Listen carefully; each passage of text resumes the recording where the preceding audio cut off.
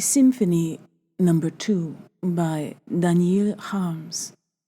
Anton Mikhailovich spat, said yuck, spat again, said yuck again, spat again, said yuck again, and left. To hell with him. Instead, let me tell you about Elia Pavlovic. Elia Pavlovic was born in 1893 in Constantinople.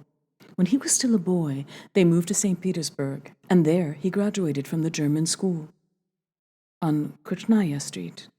Then he worked in some shop. Then he did something else. And when the revolution began, he emigrated. Well, to hell with him. Instead, let me tell about Anna Ignatievna. But it is not so easy to tell about Anna Ignatievna. Firstly, I know nothing about her. Secondly, I have just fallen off my chair and have forgotten what I was about to say. So let me instead tell about myself. I am tall, fairly intelligent. I dress prudently and tastefully. I don't drink, I don't bet on horses, but I like ladies. And ladies don't mind me. They like when I go out with them. Serafima Ismailovna have invited me home several times, and Zinaida Yakovlevna also said that she was always glad to see me. But I was involved in a funny incident with Maria Petrovna, which I would like to tell about. A quite ordinary thing, but rather amusing. Because of me, Marina Petrovna lost all her hair, got bald like a baby's bottom. It happened like this. Once, I went over to visit Marina Petrovna, and bang, she lost all her hair. And that was that. Blue Notebook Number 2. Once, there was a redheaded man without eyes and without ears. He had no hair either, so that he was a redhead was just something they said. He could not speak, for he had no mouth. He had no nose either.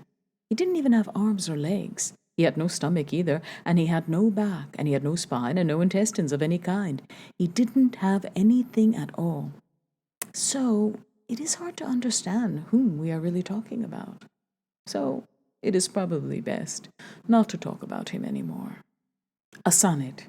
An amazing thing happened to me today. I suddenly forgot what comes first, 7 or 8. I went to my neighbors and asked them about their opinion on this matter. Great was there in my amazement when they suddenly discovered that they couldn't recall the counting order. They remembered 1, 2, 3, 4, 5, and 6, but forgot what comes next.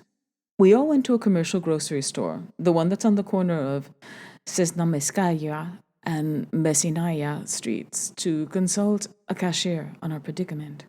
The cashier gave us a sad smile, took a small hammer out of her mouth, and moving her nose slightly back and forth, she said, "In my opinion, a 7 comes after an 8, only if an 8 comes after a 7. We thanked the cashier and ran cheerfully out of the store. But there, thinking carefully about cashier's words, we got sad again. Because her words were void of any meaning. What were we supposed to do? We went to the summer garden and started counting trees, but reaching a 6 in count, we stopped and started arguing. In the opinion of some, a 7 went next, but in the opinion of others, an 8 did. We were arguing for a long time, when by some sheer luck, a child fell off a bench and broke both of his jaws. That distracted us from our argument. And then we all went home. Falling old ladies. Because of her excessive curiosity, an old lady fell out of the window and smashed into the ground. Another old lady looked out of the window, staring down at the one who was smashed, but out of her excessive curiosity, she also fell out of the window and smashed into the ground. Then the third old lady fell out of the window. Then the fourth did, then the fifth.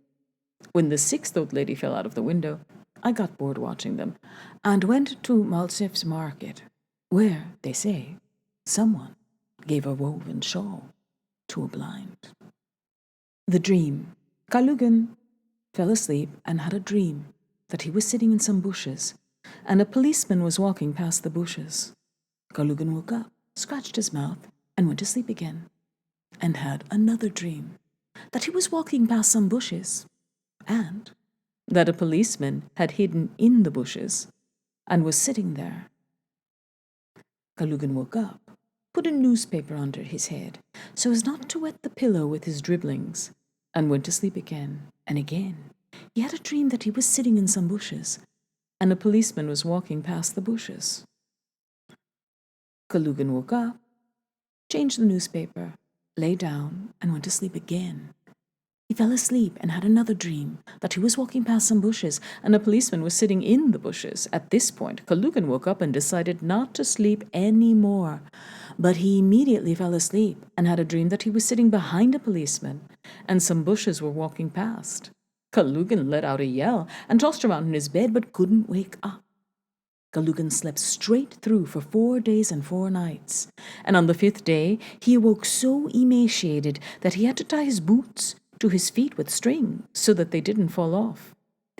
In the bakery where Kalugin always bought wheaten bread, they didn't recognize him and handed him a half-rye loaf.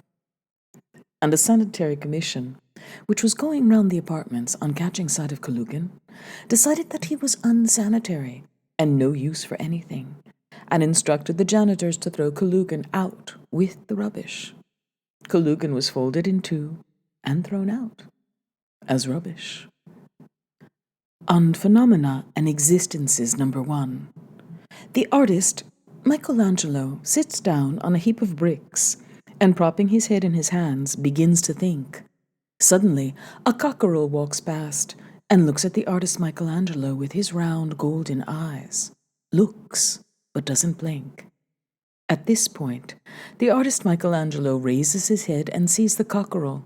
The cockerel does not lower his gaze, doesn't blink, and doesn't move his tail. The artist Michelangelo looks down and is aware of something in his eye. The artist Michelangelo rubs his eyes with his hands, and the cockerel isn't standing there anymore. Isn't standing there, but is walking away behind the shed to the poultry run. Towards his hens.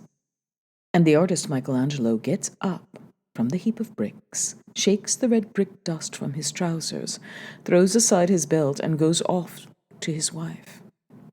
The artist Michelangelo's wife, by the way, is extremely long, all of 2 rooms in length. On the way, the artist Michelangelo meets Komorov, grasps him by the hand, and shouts, "Look!" Komorov looks and sees a sphere. "What's that?" whispers Komorov. And from the sky comes a roar. It's a sphere. "What sort of sphere is it?" whispers Komorov. And from the sky it roars, "A smooth-surfaced sphere!"